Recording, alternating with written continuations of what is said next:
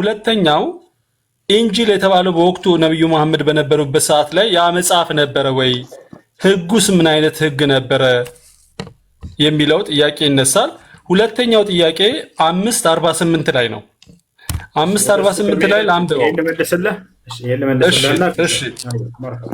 እሺ ይሄ ቁርአን አንቀጽ የወረደበት ምክንያት ሰበቡ ምንድን ነው? ሰበቡ ምክንያቱ ወዲህ ነው። በነቢያችን በመጽሐፉ ይፍረዱ ሲል ጊዜ ምንድን ያለው? በውስጡ በደንብ አስተውለው ከሆነ ማለህ ዞሮዬ በእርሱ ውስጥ በሚገኘው በአላህ ህግ ነው የሚለው። ወሊየሕኩም አህሉል ኢንጂል ቢማ አንዘለ ላሁ ፊህ ወመን ለም የሕኩም ቢማ አንዘለ ላህ ፈኡላኢከ ሁሙል ፋሲቁን ይላል። የኢንጂል ባለቤቶች በውስጡ በሚገኘው በአላህ ህግ ይፍረዱ አለ። ያ ማለት በዚህ በመጽሐፍ ላይ በውስጡ አንዳንድ መለኮታዊ ቅሪቶች የአምላክ ህግጋቶች እንደሚገኙ የሚገልጽና ያንን አስመልክቶ ነው። ታዲያ የትኛውን ህግ አስመልክቶ ነው? አንዲትን ህግ አስመልክቶ ነበር ይህ አውዲዮ የቀንትን ሰበቡ የመጣበት ምክንያቱም ምን መሰለህ? በነቢያችን ሰለላሁ ዐለይሂ ወሰለም ጊዜ መጡና ሰዎች ጠየቋቸው። የመጽሐፉ ሰዎች በመጽሐፋችን ላይ ማነው ልክ ክርስቶስ እንደጠየቁት ታስታውስ ከሆነ ልክ እንደዛ ነው። እርሳቸውን ለመፈተን መጥተው ጠይቋቸው ነው። በመካከላችን ዝሙትን ያደረገች ሴት አለች። ዝሙትን ያደረገች ሴት ደግሞ ምን ማድረግ እንዳለብን አናውቅምና ንገረን አሉ። አየህ አይደል? ልክ በመጽሐፉ ላይ ያ ህግ እንደሌለ አድርገው እርሳቸውን ለፈተና እየጠየቋቸው ነው።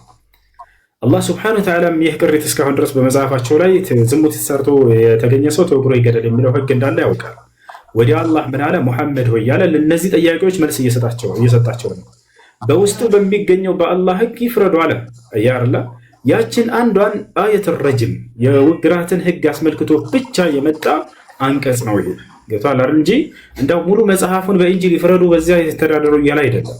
ስለ ቀጣይ ነው የሚናገረው ላልከው፣ አዎ ትክክል፣ ቀጣይ ነው። ምክንያቱም ያ ህግ ገና ሊፈረድ ነው። ገና እየተጠየቁ ባሉበት ሁኔታ ነው አላህ ሱብሓነሁ ወተዓላ እዚያው ህግ አለና በዛው ፍረዱ በላቸው እያለ እየተናገረ ያለው ማለት ነው።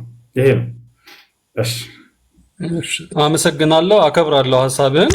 48ኛው ላይ 548ኛው ላይ ላንብብልህና ጥያቄውን ላንሳ።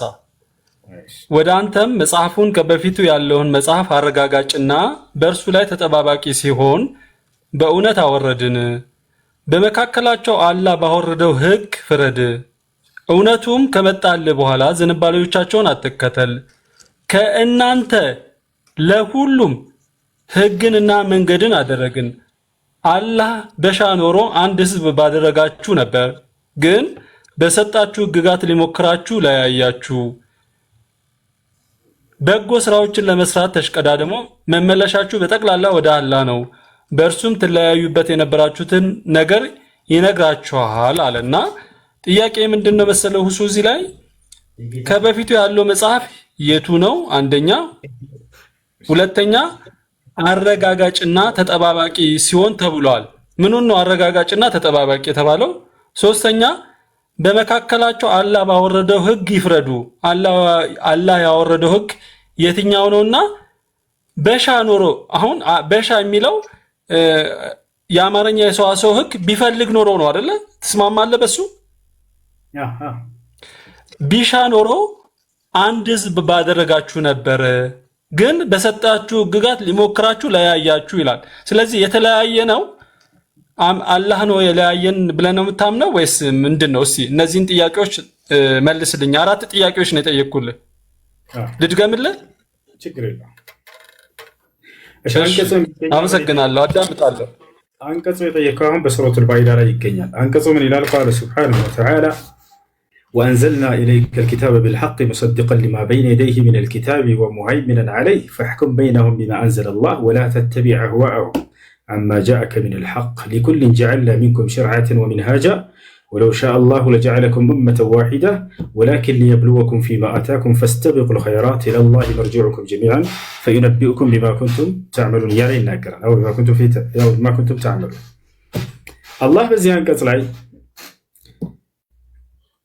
وأنزلنا إليك الكتاب بالحق له ودان ترقمو بأونة مصحفا أوردكم يعلم ወደ አንተ ደግሞ ለምን አለ? ደግሞ ያለው ከእርሱ በፊት የተወረዱ መጽሐፍቶችን ገልጾ ነበር። ስለ ተውራትና ስለ ኢንጂል ተናግሯል። ለሙሳና ለዒሳ ስለሰጣቸው ስለነዚያ ከገለጸ በኋላ ምን አለ? ወደ አንተ ደግሞ ዛሬ መጽሐፍን አወረድኩኝ በእውነት ከዚያ ምን ብሎ ገለጸው? ይሄን ቁርአንን ሙሰድቀን ሊማ በይነ የደይህ ከእርሱ በፊት ያሉትን መጽሐፍቶች የሚያረጋግጥ ሲሆን ማናቸው? ተውራትና ኢንጂል ከአምላክ ዘንድ እንደተወረዱ። በውስጣቸው ያለው የሚያረጋግጠው ታዲያ ምንድን ነው ከተባለ አንደኛ እነሱ ከአምላክ ዘንድ ወርደው እንደነበር ተውራትና ኢንጂል በዘመናቸው ለሙሳና ለዒሳ፣ ይሄንን እናምናለን። አሁን እናረጋግጣለን፣ እናምናለን። ከእምነታችን መካከል 6 የእምነት መሰረቶች አሉን። አልኢማን ቢልኩቱብ በመጽሐፍቶች ማለት ነው። ማመን ማለት ነው። አይ አነና ኑእሚኑ ቢአነ አላህ ሱብሓነሁ ወተዓላ አንዘለ አልኩቱብ አሳቢቃ ዐለል አንቢያ ወልሙርሰሊን ومنها التوراة والإنجيل والزبور أنزلها سبحانه وتعالى التوراة على موسى والإنجيل على عيسى والزبور على داود عليه السلام. هنا እነዚህን መጽሐፍቶች ያወረዷቸው ነበር ብለን ለሙሴ ተውራትን፣ ለዒሳ ኢንጂልን፣ ለዳዊት ደግሞ ዘቡርን ያወረዱለት ነበር ብለን እናምናለን። አንደኛው ማረጋገጥ ማለት ያለፉትን ያረጋግጣል ሲባል እነዚህ መጽሐፍቶች ወርደው እንደነበሩ ማረጋገጥ ነው። አሁን ላይ ደግሞ ያረጋግጣሉ የሚለው እዚያው ላይ በውስጡ እነዚያን መጽሐፍቶች ያለውን እውነታ ያረጋግጣል። በውስጡ ለምሳሌ መሲሁ በድንግልና መወለዱ ካለ እናረጋግጣለን። መሲሁ ሙታን ማስነሳቱን እናረጋግጣለን። መሲሁ ዓይንን ማብራቱን እናረጋግጣለን። ሙሳ፣ አብርሃም፣ ይስሐቅ፣ ያዕቆብ የሚባሉ ጻድቃን ነቢያት እንደነበሩ እናረጋግጣለን። ሙሳ እስራኤላውያኖችን ከግብፅ ከፈርዖን ግፍና በደል ነፃ እንዳወጣቸው በአምላኩ በአላህ ኃይል እናረጋግጣለን። አያርለ ይሄ ማረጋገጥ ማለት በውስጡ የሚገኙ መለኮታዊ ቅሪቶች እውነታ የሆኑትን አምላክ አላህ በቁርአን ላይ ነብዩ ሰለላሁ ዐለይሂ ወሰለም በሐዲስ ላይ እውነት ናቸው ብለው የገለጹትን የነቢያትንና ስራዎቻቸውን እነዚያ እናረጋግጣለን። ማረጋገጥ ማለት በውስጡ የሚገኘውን ማረጋገጥ ማለት እሱ ነው። ልክ ለምሳሌ ቅድም እንደጠየቀው በውስጡ ዝሙት ተሰርቶ የተገኘ ተወግሮ ይገደል የሚለውን እሱ እናረጋግጣለን። ለዚህ ነው አምላክ አላህ ቅድም መጀመሪያ ላይ የጠየቀውን ምን አለ? በውስጡ አለና በእርሱ ይፍረዱ የእኔ ህግ ብሎ ጠቀሰው። ያንን አላህ ሱብሓነሁ ወተዓላ ካወረደው ህግ መካከል አንደኛው ነበርና ከዚያ ቀጥሎ ምን አለ? ተጠባባቂ የሚለውን ደግሞ ጠይቀኛል። ተጠባባቂ ሲል ጊዜ ምን ማለት ነው? እንደዚያን ያለፉትን መጽሐፍቶች ይህ ቁርአን ይጠባበቃቸዋል። ምን ማለት ነው? በውስጣቸው ያሉ ስህተቶችን ይሄ ስህተት ነው፣ ይሄ እውነት ነው እያለ ይጠባበቃቸዋል፣ ያርማቸዋል ማለት ነው። ለምሳሌ እንደዚያ ብሎ ካረማቸው እርማቶች አሉ ወይ ባለፉ መጽሐፍቶች ላይ ከተባለ አዎ። ለምሳሌ እንደምታውቀው አሮን የሙሳ ዓለይሂ ሰላም ወንድም ኦሪት ዘጸአት ምዕራፍ 32 ከቁጥር 1 ሄዳ ብታነበው ሙሴ ከአምላኩ ጋር ለመገናኘት በሲና ተራራ ላይ በሄደ ጊዜ አደራ ህዝቦችን ጠብቅ ብሎ ለአሮን አደራ ሰጥቶት እንደነበር ይናገራል። ከዚያስ በኋላ ምን ሆነ ከተባለ እነዚህ ሰዎች ሙሴን ምን አሉት? በፊታችን የሚሄድ አምላክ ስራልን አሉት። ማንን? አሮንን። ይቅርታ፣ እንደ መጽሐፍ ቅዱስ። ከዚያ አሮን ምንም አልተቃወማቸውም። እሺ አለና ወርቅና ብር አምጡልኝ አላቸው። አመጡለት። ያንንም አቀለጠና በፊታቸው የሚሄድ ወይፈን ወይም ጥጃ አድርጎ ሰራላቸው። ከዚያ ምን አለ አሮን? ይህ ነው ያውና ከግብፅ ሀገር ነፃ ያወጣቸው አምላካቸው ይሄ ነው ብሎ ሰጣቸው። ተመልከት፣ ይሄንን መጣ ቁርአን አረመው፣ ተጠባበቀውና ሄደና ይሄንን ስህተት ነው ብሎ አረመው። ምን አለ ከተባለ እውነት ነው ሙሳ ከአምላኩ ጋር ለመገናኘት በሲና ተራራ ሄዷል አለ ቁርአን። ተመልከቱ፣ እውነት ነው። ሃሩንንም አደራ ህዝቦችን ጠብቅ ብሎት ሄዷል ሙሳ። ወአስሊሕ ወእኽሉፍኒ ፊ ቀውሚ ወአስሊሕ ወላ ተተቢዕ ሰቢለል ሙፍሲዲን አለው። ሙሴ ወንድሙን ምን አለው? ሙሳ ወደ ወንድሙ ለሃሩን አደራ ሃሩን በህዝቦች ላይ ተተኪ ሆነኝ አንተ አደራ በመካከላቸው በጎ ነገር መልካም ነገር አድርግ እንጂ የጥፋተኞችን መንገድ እንዳትከተል ህዝቦችን ጠብቅልኝ ብሎት ሄደ። እስከዚህ ድረስ እንደሆነ ተመልከቱ።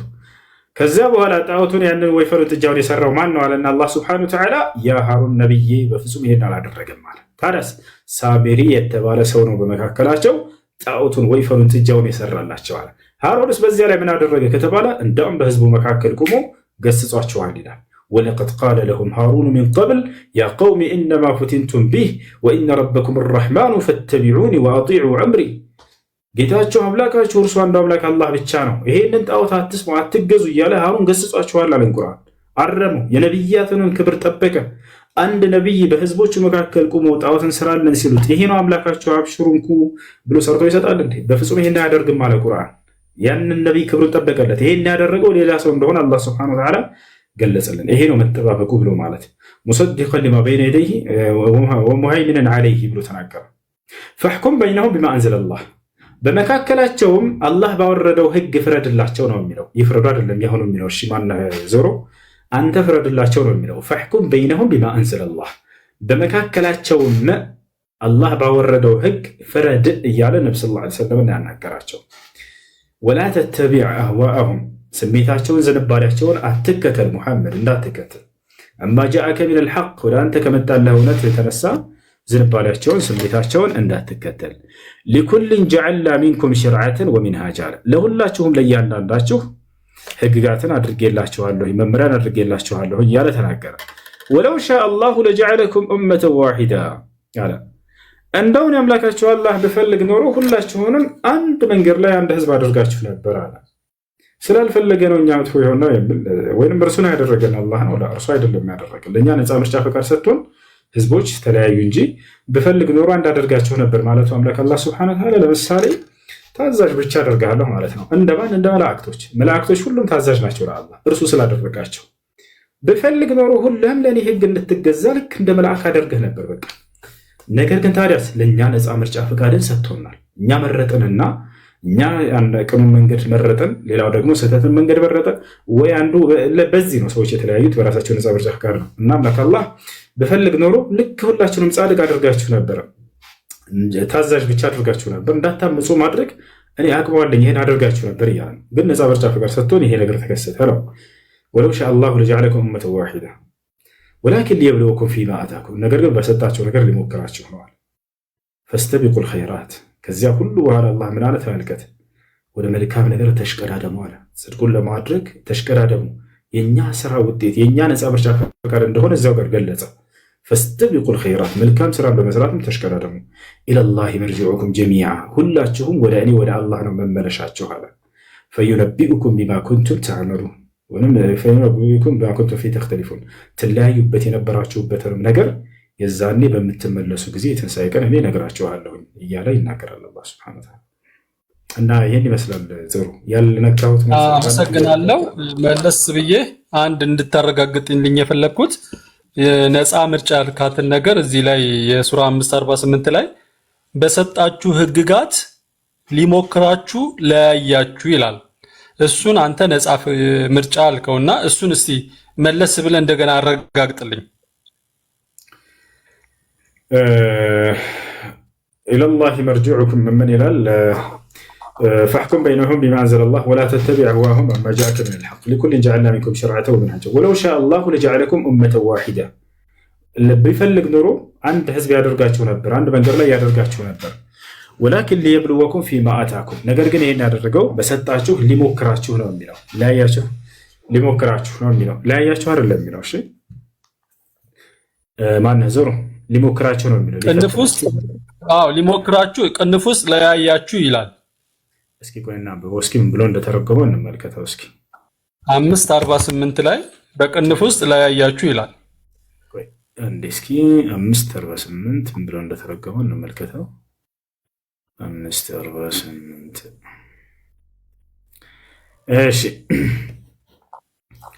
እሺ ግን በሰጣቸው ህግጋት ሊሞክራችሁ ለያያችሁ። ኦኬ ሊሞክራችሁ ለያያችሁ የሚለው አረበኛው ላይ የለም። ባይኖርም ግን ምን ለማለት ተፈልጎበት ነው? እኛን ህዝቦቻችንን የተለያዩ ህዝቦች አድርጎ መፍጠሩን የሚገልጽ ነው። ለምሳሌ እዚያ ቦታ ላይ ከላይ የተጠቀሱ ህዝቦች አሉ። 3 ህዝቦች፣ የሙሳ ህዝቦች አሉ፣ የዒሳ ህዝቦች አሉ፣ የእኛ ህዝቦች አለን። እኛን የተለያያችሁ ያለው ከዚህ አንጻር እንጂ አላህ ክፉና መጥፎ አድርጎ ነፃ ምርጫ ፈቃድን ሳይሰጥ የለያየ የሚል ግንዛቤን አይደለም። ቶታል ሊፈትናችሁ ዘንድ የተፈተነው ማንን? እኛ የነብዩ ሰለላሁ ዐለይሂ ወሰለም ህዝቦች፣ የዒሳ ህዝቦች፣ የሙሳ ህዝቦች ያለ ማለት ነው እንጂ ነፃ ምርጫ ፈቃድን ነፍጓቸው ክፉ ነገር እንዲመርጡ ለያያቸው የሚለውን ግንዛቤ አይደለም። ግን በጎ ስራዎቻችሁን ለመስራት ተሽቀዳደሙ ብሎ አላህ ሱብሓነሁ ወተዓላ ያው ለመልካም ስራ እንዳውም እንድንሽቀዳደም ጋበዘ። ያ ነፃ ምርጫ ፈቃድ መስጠቱን ያሳያል። ባይሰጠን ኑሮ ይሄንን ግብዣ አይሰጠንም ነበር። መልካም ምረጡ፣ ክፉን ራቁ ብሎ አይናገርም ነበር። መመለሻችሁም በጠቅላላ ወደ አላህ ነው አለ። ሁላችንም ወደ እርሱ እንደምንመለስ አሳሰበን። ያንን ሰው አስቦ እውነቱን እንዲመርጥ ጽድቁንና መልካሙን እንዲመርጥ እያመለከታቸው ነው። በእርሱም ትለያዩበት የነበራችሁትን ነገር ይነግራችኋል። ሲለያዩበት የነበረውን ህግ አላህ ሱብሓነሁ ወተዓላ የዛኔ ይነግራችኋል ነው የሚለው። እሺ በዚህ ላይ ሌላም በጀነት ውስጥ ስለዚህ የሙሳ ህዝቦች፣ የኢሳ ህዝቦችና የነብዩ መሐመድ ህዝቦች ከተለያይተው ከሆነ ሊሞክራቸው ከሆነ ከሙሳ ህዝቦች፣ ከኢሳ ህዝቦችና ከነብዩ መሐመድ ህዝቦች መካከል ወደ ጀነት የሚገቡ አሉ ማለት ነው። አዎ በደንብ አሉ እንጂ የሙሳና ነብዩ ሰለላሁ ዐለይሂ ወሰለም ቃል በቃል ተናግረዋል። ሙሳና የእርሱ ትክክለኛ በእርሱ የተከተሉት የጀነት ናቸው። ዒሳንና በትክክል እርሱን የተከተሉት የጀነት ናቸው። ነቢያችን ሰለላሁ ዐለይሂ ወሰለም ሐዲስ ላይ ሲናገሩ افترقت اليهود على 71 فرقة كلها في النار إلا واحدة وهم موسى وأتباعه وافترقت النصارى على 72 فرقة كلها في النار إلا واحدة وهم عيسى وأتباعه وستفترق أمتي على 73 فرقة كلها في النار إلا واحدة قيل من هم قال من كان على مثل ما أنا عليه اليوم وأصحابي وفي رواية أخرى قال هي الجماعة ነቢያችን ሰለላሁ ዐለይሂ ወሰለም የሙሳ ህዝቦች ለ71 ተከፋፍለዋል፣ ሁሉም የእሳት ናቸው አንዷ ስትቀር እነርሱም ሙሳና እርሱን የተከተሉት ብለው ተናገሩ። ሙሳ የጀነት ነው፣ ነቢያት የጀነት ናቸው፣ እንዲሁም እርሱን የተከተሉት በትክክል የጀነት ናቸው። የማለት አላህን በትክክል አምላክ ነው ብለው ያመለኩና ሙሳን እንደ ነቢይ የተቀበሉ እነርሱ የጀነት ናቸው። ልክ እንዲሁ ደግሞ ዒሳን እንደ መልእክተኛና እንደ ነቢይ የተቀበሉ አላህን እንደ አምላክ ተቀብለው አንዱን አምላክ በብቸኝነት አላህን ያመለኩ እነርሱም የጀነት ናቸው። ይህን እናምናለን እኮ። ነገር ግን መሲሁን አምላክ አድርገው እርሱን ወደ አምላክ ያነሱ ሰዎች እነሱ ናቸው ጥፋተኞች። አመሰግናለሁ። አላህ በአማርኛ ትርጉሙን ትነግረኛለህ? አጭር መልስ ብቻ ጊዜን እንዳልሻማ ለሌሎች እንድሰጥ። አምላክ ማለት ለአንተ ለሁሱ ምንድነው ትርጉሙ? እሺ አላህ ማለት አምላክ ማለት ይቅርታ፣ አምላክ ማለት የሚመለክ ማለት ነው። ባህሪያቶች ያሉት የመለኮታዊ ባህሪያቶችን ከፈለክ ዘረዝርልሃለሁ የተወሰኑት። መለኮታዊ የሚመለክ ማለት ለምሳሌ ባይብል በመጽሐፍ ቅዱሳዊ አካሄድ ስንሄድ መጽሐፍ ቅዱስ ላይ አምላክ የተባሉ ብዙዎች አሉና ከእውነተኛው ከአንድ አምላክ በተለየ መልኩ በምንድን ነው እነዛን አምላክ የምትመለከተው አንተ? ለዚያ ነው ነቢያችን ሰለላሁ ዐለይሂ ወሰለም ወይንም በዑለማዎች ሲፈቱ ላ ማዕቡደ ቢሐቅን ኢለላህ ይላል። የሚመለክ በርካታ እንደዚህ ዓለም ላይ እንዳልከው እርሱ ግን አላህ ሲባል ጊዜ በእውነት የሚመለከው ብቸኛው አምላክ ማለት ነው። ወሚን አስማኢ ሱብሓነሁ ወተዓላ አልሐቅ፣ አላህ ሱብሓነሁ ወተዓላ እውነት ነው፣ በእውነትም የሚመለከው እርሱ ብቻ ነው። አላህ ማለት ትርጉሙ አልኢላህ አልማዕቡድ ቢልሐቅ ማለት ነው፣ በእውነት የሚመለከው ብቸኛው አምላክ ማለት ነው። ሌሎች በሐሰት የሚመለኩ ስላሉ ማለት ነው። ይሄ ነው የአምላካችን አላህ ሱብሓነሁ ወተዓላ ስሙ ትርጓሜ ወደ አማርኛ ሲቀየር። እሺ ከልብ አመሰግናለሁ ስለሰጠኸኝ ጊዜ እሱ ቴንክ ዩ። እሺ እናመሰግናለን። እሺ ጥያቄ አለ? ቀጥል። እሺ ቀጥል። እሺ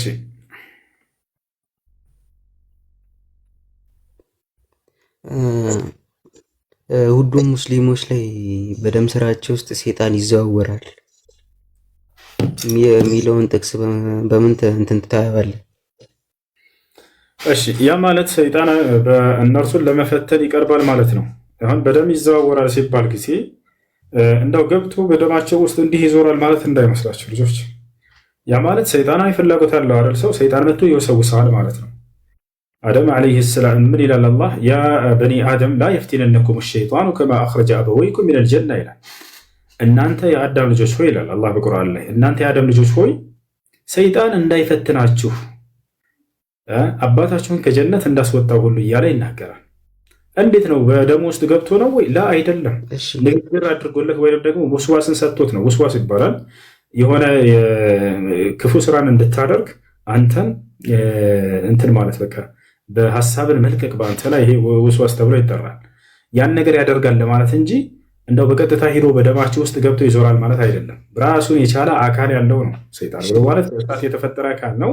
ያ እሳት መጥቶ በሰውነታችን ገባ ማለት እንደዛ አይደለም። ነገር ግን ውስዋስን ያደርጋል። ያ ማለት ማንኛውንም የአዳም ልጆች ሁሉ ለመወስወስ ይቀርባል። በማን ላይ ነው ስልጣን የሌለው? ቢልአንቢያ ወልሙርሰሊን፣ በነቢያቶች ላይ ስልጣን የለው በፍጹም። አላህ ቃል በቃል ቁርአን ላይ ሲናገር ኢነ ዒባዲ ለይሰ ለከ ዐለይሂም ሱልጣን ይለዋል። አንተ በነቢያቶች ላይ ስልጣን የለህም አለው። ራሱ ሰይጣንም ሲናገር ኢላ ዒባደከ ሚንሁሙል ሙኽለሲን አለ። አንተን ጥርት አድርገው የሚገዙህ ላይ ግን ስልጣን እንደሌለኝ ያውቃለሁ እያለ ይናገራል። እሺ ጆሮአቸው ላይ ይሸናል የሚባለውስ? እሱም እንዲሁ ጆሮአቸው ላይ ይሸናል ሲባል ጊዜ ሐዲሱን ሲናገሩ ነብዩ ሰለላሁ ዐለይሂ ወሰለም አንድ ሰው የሱብሒን ሶላት ሳይሰግድ ፀሐይ እስኪወጣ ድረስ ወቅቱን አሳልፎ የሚነሳ ሰው ባለ ሸይጣን ፊ ኡዙኒሂ አሉ፣ ሰይጣን በጆሮ ላይ ሸንቶበታል ነው። ይሄም እንዲሁ ቀጥታ የሚፈታ ሳይሆን ምን ያክል ከአምልኮ እንዳዘናጋው ለመግለጽ እየተናገሩ ነው ነብዩ ሰለላሁ ዐለይሂ ወሰለም፣ ምን ያክል ከአምልኮ እንዳዘናጋው። ምክንያቱም ሐዲሱ ላይ ብታዩ ሄዳ ትልቅ የአምልኮን ስርዓት ሰው በእንቅልፍ እንዳሳለፈ የሱብሒ ሶላት ትልቁ የአምልኮ ስርዓት ነው። ይቷል አይደል? ትልቁ የአምልኮ ስርዓት ሱብሒ ሶላት ነው። ያንን ሰውየው በእንቅልፍ ምክንያት አሳልፎ ፀሐይ እስኪወጣ ድረስ ያሳለፈ ሰው ይሄ ሰይጣን በጆሮ ላይ ሸንቷል ሲሉ ሰይጣን ምን ያክል በእርሱ ላይ በተጫወተበት ስራቸው ጊዜ ከአምልኮ እንዳራቀው ለማለት ነው እንጂ መጥቶ ተጫውቶበት ምናምን አይደለም። እሱ ነው እና ሰላይ ነገር የሚቆነጥጣቸውስ ሲወለዱ የሚቆነጥጣቸው ጥሩ ጥያቄ። እሱ ላይ ብዙ የሚነሳ ነገር ስላለ እንዳውም በደንብ ላብራራላችሁ። ነቢዩ ሰለላሁ ዐለይሂ ወሰለም ሐዲስ ላይ ማ ሚን መውሉድን ኢላ ወየመስሁ አሸይጣን ኢላ ዒሳ ወኡሙሁ አው ከማ ቃለ ነቢዩ ሰለላሁ ዐለይሂ ወሰለም። ነቢያችን ሰለላሁ ዐለይሂ ወሰለም ምን አሉ? ማንም የሚወለድ ህፃን የለም ሰይጣን የሚነካው ቢሆን እንጂ። የመስሁ ማለት የሚነካው፣ መሰ ማለት ነካ ማለት ነው። የሚነካው ቢሆን እንጂ ሰይጣን የሚነካው ቢሆን እንጂ። ማን ሲቀሩ? ዒሳንና ማርያምን ሲቀር አሉ። ዒሳና ማርያም ሰይጣን የሌለባቸው እነርሱ ናቸው፣ ሌላው እንዳለ የአረብ ልጆች ያለበት ማለት ነው ብለው ያረግቡት ያላቸው። አሁን ይህን ግንዛቤውን እንገራቸው። አው ሐዲሱ ቃል በቃል ምን ይላል? ማንም የሚወለድ ልጅ የለም ሰይጣን የሚነካው ቢሆን እንጂ ዒሳንና እናቱን ሲቀር። አንደኛ የዒሳና የእናቱ አስተዋጽኦ ምንም የለበትም። እዚህ ላይ ልታውቁ የሚገባ የመጀመሪያው ይህንን ሲያነሱላቸው የክርስቲያን መምህሮቻችሁ ዒሳንና ወይም ደግሞ ኢየሱስንና ማርያምን ከሌሎች ለይተው ለማሳየት ሊፈልጉ ይችላሉ። እዚህ ላይ የእነርሱ አስተዋጽኦ ቢኖር እሰየውሽ እንደውን ሄድ። ነገር ግን ያ ነገር የእነርሱ ሳይሆን የእናታቸው የሃና ነው። ቀጥታ ይሄ የሚመለሰው ወዴት ነው? ሱራ አልዕምራን ላይ የዕምራን ቤተሰብ ያ ማለት የዒሳ ቤተሰቦች የማርያም ቤተሰቦች ታሪክ አለ 2/3 ምዕራፍ ላይ። እዛ ላይ ስትሄድ ጊዜ ሃና ምን ብላ ዱዓ አድርጋለች? ወኢኒ ኡዒዙሃ ቢከ ወዙርየተሃ ሚነ ሸይጣን ረጂም አለች። ሃና ምን አለች? ጌታ ያላህ ሆይ ከእኔ የምትወለደዋን ልጄንና ከእርሷ የሚገኘውንም ዘር ከሰይጣን በአንተ አስጠብቃቸዋለሁኝ አለች። የማን አስተዋጽኦ ነው? የእናታቸው ዱዓ ነው። የዒሳና የእናቱ የማርያም ምንም አይነት አስተዋጽኦ የለውም በሱ ጉዳይ ላይ። አንደኛ የምታውቁን ነገር እንደው ይሄ ነገር ከተመለሰ እንኳን ለእናታቸው ነው የጸጋ የሚመለሰው። ምክንያቱም እርሷ ነች ይህን ጸሎት ያደረገችላቸው። አላህም ጸሎታን እንደተቀበላት ሲናገር ምን አለ? ፈተቀበለሃ ረቡሃ ቢቀቡሊን ሐሰን አለ። እኔም ጌታዋ አላህ ይህን ልመናዋን በመልካም አቀባበል ተቀበልኳት ብሎ ተናገረ። ስለዚህ አላህ ተቀበላትና ከሰይጣን ጠብቅልኝ ስላለች ጠበቀላት። ሰይጣን መጥቶ የአደም ልጆች ልክ ሊወለዱ ሲሉ የሚነካውን እንዲጠበቅላት ለመነችው፣ ጠበቀላት። አንደኛ እርሱን ያዙ። ታዲያ ሌሎቻችንስ አልተጠበቅንም ማለት ነው? የምንጠበቅበትን መንገድ ኢስላም አስቀምጦታል። ይታችኋል አይደል? የምንጠበቅበት መንገድ ምንድን ነው? ሐዲስ ላይ ቃል በቃል ማስረጃ ቃል ነብዩ ሰለላሁ ዐለይሂ ወሰለም ነብዩ ሰለላሁ ዐለይሂ ወሰለም ምን አሉ? ማንኛውም ህፃን ከሰይጣን እንዲጠበቅ ልክ ዒሳና ማርያም እንደተጠበቁ የምንችልበትን መንገድ ኢስላም አስቀምጧል እያልኩኝ ነው። ምን አሉ ነቢያችን ሰለላሁ ዐለይሂ ወሰለም? አንዳችሁ ሚስቱን በሚገናኝ ጊዜ ፈልየቁል ቢስሚላህ አላሁመ ጀንብና ሸይጣን ወጀንብ ሸይጣን ማ ረዘቅተና ፈኢን ሩዚቀ በይነሁማ አልወለድ ለም የዱርሁ አሸይጣን። አንድ ባል ከሚስቱ ጋር ኒካ አድርጎ በግንኙነት በሚያደርግ ጊዜ ይህን ዱዓ ካላሉ ነብዩ ሰለላሁ ዐለይሂ ወሰለም አምላካችን አላህ ሆይ ከሰይጣን አርቀን ከኛ የምትለግሰንንም ጸጋ ልጃችንን ከሰይጣን አርቀልን ብሎ ከጸለየ ሰይጣን ያልጅ አይጎዳም በፍጹም አሉ። ስለዚህ ለዒሳ የሆነው ለማርያም የሆነው እጅግ በጣም ቀላል የሆነ ነገር ማንኛውም ሰው የሚያገኘው የሆነ ጸጋ ነው። ሃና ያንን ዱዓ ስላደረገች ተሰጠች። ሌላውም ይሄንን ዱዓ ቢያደርግ የሚሰጠው የሆነ ነገር ነው ማለት ነው። ወታቻለረ እንደኛ ያ ነው። ሌላኛው ነገር ምንድነው? አንድ ገና ብዙ ነገራቶች ላብራራለሁ በዚህ ጉዳይ ተንተርሶ። ሌላኛው ነገር ምንድነው? እዚህ ቦታ ላይ ነቢያቶችን እንደማይነካቸው ሰይጣን ተገልጿል። ኢነ ዒባዲ ለይሰ ለከ ዐለይሂም ሱልጣን ብሎታል። ገና ሰይጣንን ሲያወርደው ጊዜ በነቢያቶች ላይ ምንም አይነት ስልጣን የለህም ብሎ ቃል በቃል ተናግሮታል። በመልካም ባሪያዎች ላይ ምንም ስልጣን የለህም። ራሱም ሲናገር እኔ በአንተ ባሪያዎች በነቢያቶች ላይ ምንም አይነት ስልጣን የለኝም፣ ኢላ ዒባደከ ሚንሁሙል ሙኽለሲን፣ ጥርት ያሉ ባሪያዎች ላይ ግን ምንም አይነት ስልጣን የለኝም ማለት። ዩሱፍ ለምሳሌ ከነቢያቶች መካከል ኢነሁ ሚን ዒባዲና አልሙኽለሲን አለ አላህ፣ እርሱ ጥርት ካሉ ባሪያዎች መካከል ነውና እያለ ይናገራል። ነቢያቶቹ ዒባዱ አላህ ሱብሓነሁ ወተዓላ አልሙኽለሲን ጥርት አድርገው አምላክን አላህን የተገዙ ናቸውና እነርሱን ጠብቋቸዋል። ለኛ ያ ነው። ሌላው ነገር እንደው ይነካል ሲባል ጊዜ ከምን አያይዘው እንደሚነግሯቸው ታውቃላችሁ? ከኃጢአት ጋር ሰይጣን በእነርሱ ላይ ስልጣንን ስለመኖር ላ አይደለም። ሐዲሱ ቀጥታ የሚለው ምንድን ነው? ከኃጢአት ጋር ምናምን የሚያያዝ ነገር አይደለም። ሰይጣን ይነካዋል ሲባል መቶ ነካ ብቻ አድርጎ መሄድ ነው፣ ሌላ ነገር አይደለም። ከምንም ያንን ህፃን ላይ ከመቆጣጠር ሰይጣናዊ ነገር ከማድረግ ምንም የተያያዘ ነገር አይደለም። ገና ህፃን ልጅ ነው እና ምንም ስለ ሰይጣን የሚያውቀው ነገር የለም። ገብቷችኋል አይደለ? ስለዚህ መጥቶ ይነካዋል አሉ እንጂ ነብዩ ሰለላሁ ዐለይሂ ወሰለም እንደው ሰይጣናዊ ስልጣንንና ስራን በዚያ ላይ ሰይጣን ስራውን ይሰራል ማለት አይደለም። ይሄ ነው። ገብቷል? እሺ አሪፍ ነው። እሺ ለምን ይነካቸዋል እኮ በሚለው ነው። እሺ እንግዲህ ስልጣን ከሌለው ስልጣን የለውም ሲባል ከሌለባቸው ህፃናቶች ምንም ከኃጢአት ጋር የሚያያዝ ነገር አይደለም እያልኩ ነው። ከኃጢአት ጋር የሚያያዝ የለም። አንድ ህፃን ልጅ አይደለም የዛኔ ተወልዶ ለአቅመ አዳም ለአቅመ ሔዋን እስኪደርስ ምንም አይነት ኃጢአት የሚባል በእርሱ ላይ አይያዝበትም። እንደ ኃጢአተኛ የሚቆጠረው አንድ ሰው መቼ መሰለ ተመስገን ለአቅመ አዳም ለአቅመ ሔዋን ደርሶ የነቢያት ትምህርት ደርሶት የዛኔ የአምላክን ህግ ሲተላለፍ። ኃጢአት ማለት ነው ትርጓሜው። ኃጢአት ማለት አምላክ በነቢያት በኩል የደነገገውን ድንጋጌ መተላለፍ ማለት ነው። ያ ደግሞ ይቆጠርበት ዘንድ ሰውየው ለአቅመ አዳም ለአቅመ ሔዋን የደረሰ መሆን አለበት። የዛኔ አይምሮ ስለሚበስል የኃጢአትን ኃጢአትነት ሲያገናዝብ፣ የጽድቅን ጽድቅነት ሲያገናዝብ የዛኔ ነው። ህፃን የሆነ ልጅ ግን ስለ ኃጢአት የሚያውቀው ነገር የለም። ገብቶሃል? ከኃጢአት ጋር በተያያዘ አይደለም። ዝም ብሎ ሰይጣን ክፉና መጥፎ ይነግዳቸዋል። ከዚያ አንጻር እሺ እኔ የጠየኩ ከምን አንጻር መሰለ?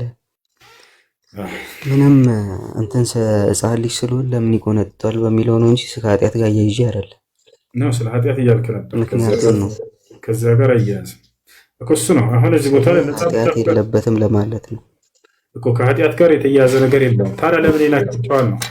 እንግዲህ ሰይጣን ክፉ ነው አይደለ? ነፃ ምርጫ ፍቃድ የተሰጡት የተፈጠረ ፍጡር ነው። ከኃጢአቱ መካከል ከሚያደርገው ኃጢአት መካከል አንደኛው እርሱ ነው። መጥቶ ሰዎችን ነካ አድርጎ ይሄዳል። ልክ አንድ ለምሳሌ ኃጢአትን የሚያደርግ ሰው ማለት ነው። ኃጢአት ነፃ ምርጫ ፍቃድ ተሰጥቶናል እኛ ሰዎችን ጅኖችም። የዛኔ በምናደርግ ጊዜ ሰውን ጎዳ አድርገን ሄደን ልንሄድ እንችላለን አይደለ? ምንም የሚያውቅን አንድ ሰው መጥተን እኔ በጥፊ ያልኩትና ሄድኩኝ ለምን ያደርጋል ይባላል? ነፃ ምርጫ ፍቃድ ተሰጥቶኛል፣ ይሄንን ወንጀል አደረግኩኝ፣ እኔ ጥፋት ነው፣ ነገ ከአምላክ ፊት እጠይቅበታለሁ። ሰይጣንም መጥቶ የሰው ልጆችን ሂዶ በራሱ በተሰጠው ነፃ ምርጫ ፍቃድ ይሄንን ነካ አድርጓቸው ይሄዳል። ያን ነው አምላክ አላህ ስብሐነ ወተዓላ ነፃ ምርጫ ፍቃድ ሰጥቶ የፈጠረው ፍጡር ነው እና እንኳን ይሄን አይደለም የዛኔ ለአዳም ስገድ በተባለ ጊዜ አልሰግድም ብሎ አምጾ ሄዷል። አላህ ስብሐነ ወተዓላ ቅጣቱን አዘጋጅቶለታል። እያንዳንዱ የሚያደርገው መንካት እንደ ኃጢአት እያደረገ ነው እርሱ። ልክ እኔ አንተ ኃጢአት እንደምናደርገው ማለት ነው በተሰጠን ነፃ ምርጫ ፍቃድ መሰረት አድርገን እርሱም እንደዛ። አሁን አንተን መቆንጠጥ ይችላል ማለት ነው። መቆንጠጥ ማለት መንካት፣ እንደዚህ መጥቶ ሊነካ ይችላል። አካል አለው ሊነካ ይችላል። በማንኛውም እኛ አናያቸውም። አላህ በቁርአን ላይ ሲናገር እነሁ የራኩም ወሁወ ቀቢሉሁ ሚን ሐይሱ ላ ተረውነሁም፣ እናንተ በማታዩት ስፍራ ሆኖ እርሱ እናንተን ያያችኋል ይላል። የዛን የመጥቶ እርሱ አንተን ሊነካህ ይችላል፣ ማንኛውንም ሰው እኛ አናየውም። ያንንም አካል እንዳለው ተናግሯል። በአንተ ላይ ጉዳት የማድረግ ጥቅም አለው፣ ሊያደርስ ይችላል። ታዳለው ነፃ ምርጫ ፍቃድ ስልጣን አለው በሰው ልጆች፣ ስልጣን አለው በሰው ልጆች። እሱ የመወስወስ እንትን ነፃ ምርጫ ፍቃድ አለው። ክፉን ነገር ለምሳሌ ያደርጋል። አንተ ለምሳሌ ስልጣን አለ በሰዎች ላይ ሄደህ ወደ ኃጢአት የመጥራት አይደለ? ልክ እንዳንተ ነው። ለአንተ ለምሳሌ ጓደኛህን ሄደህ ና እንጠጣ፣ ለምን አንጠጣም፣ ና ዝሙት እንስራ፣ ና እንስረቅ ትለዋለህ። ልክ እንደዚያ እርሱም የመወስወስ ያንን ነፃ ምርጫ ፍቃድ ተሰጥቶ ያንን ኃጢአት እያስደረገ ይገኛል። ሰዎች አሁን ልክ ከሰው የተለየ አይደለም። ያ ማለት ከሰው የተለየ አይደለም ስላቸው ነፃ ምርጫ ፍቃድ በመውሰድ ደረጃ ማለት ነው።